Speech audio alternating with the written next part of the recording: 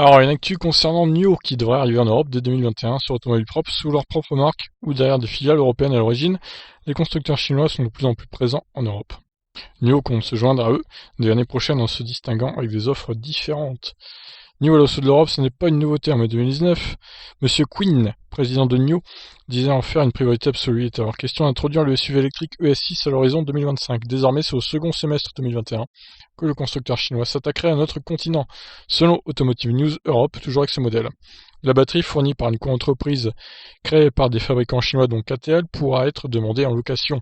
En Chine, cette option appelée batterie as a service ou BAAS fait baisser le prix de l'ES6 de 42 000 à 33 500 euros environ, et ce avec des loyers mensuels à partir de 120 euros par mois pour un pack d'une capacité énergétique de 70 kWh. Alors chez NIO, ils se la jouent un peu Zoé là quand même, ils se la jouent un peu Renault, j'ai l'impression. Donc ils vont peut-être nous ramener un véhicule à location de batterie encore. Ça sera un peu dommage, mais bon. Selon Monsieur Quinn, les automobilistes viendront plus facilement et rapidement à mobilité électrique avec un tel scénario. Une des originalités de la marque est d'avoir prévu ces voitures électriques pour le swap des batteries comme Renault avec sa Fluence Z2 dans le cadre du projet Better Place. Les 143 stations dédiées et installées en Chine ont déjà enregistré 800 000 échanges à ce jour. 800 000, c'est pas mal quand même. Hein. Encouragé par le gouvernement chinois, NIO a mis au point un standard dans ce domaine qui permettra aux constructeurs d'adopter le swap avec les mêmes packs. Alors oui, encore faut-il que les batteries soient compatibles, ce qui n'est pas le cas à mon avis. Alors, la location de batterie, pour le coup, avec un swap de batterie, pourquoi pas, parce qu'on n'a jamais la même, finalement. Donc on paye surtout le fait d'avoir une batterie dans la voiture, mais c'est pas forcément la nôtre. Donc s'il y a une location de batterie pour ça, je trouve pas ça scandaleux. Par contre, s'il n'y a pas de swap de batterie en Europe, et qu'on doit payer une location de batterie obligatoirement, j'espère au moins qu'ils proposeront les deux solutions. Achat intégral ou location de batterie comme Renault fait avec la Zoé par exemple. Et à voir hein, s'ils installeront en Europe des stations de swap de batterie aussi, comme ils ont fait en Chine.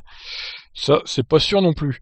Bon, en tout cas, voilà. Résumé de la news, NIO arrive en Europe second semestre 2021 avec son SUV ES6, dont je rappelle les caractéristiques. Long de 4,85 m, large de 1,97 m et haut de 1,70 m pour un empannement de 2,90 m. Le S6 reprend le langage esthétique de son grand frère avec un peu plus d'agressivité. Alors, écran de 11,3 pouces. En ce qui concerne la puissance, chaque moteur développe 218 chevaux sur le modèle d'entrée de gamme. La puissance du moteur arrière est portée à 326 chevaux sur le S6 Performance qui offre une puissance combinée de 544 chevaux pour un couple de 725 Nm, de quoi passer de 0 à 100 en 4 secondes 7. Deux capacités de batterie sont proposées, 70 kWh et 84 kWh, cette dernière offrant une autonomie maximale de 510 km NEDC selon NIO, aidé en cela par la structure. Alors 510 NEDC, c'est pas énorme hein, quand même. Hein. Donc ça fait quoi? Ça fait 400 WLTP, ça à peine quoi. C'est pas extraordinaire. Pour 84 kWh de batterie, c'est même assez moyen hein, pour le coup.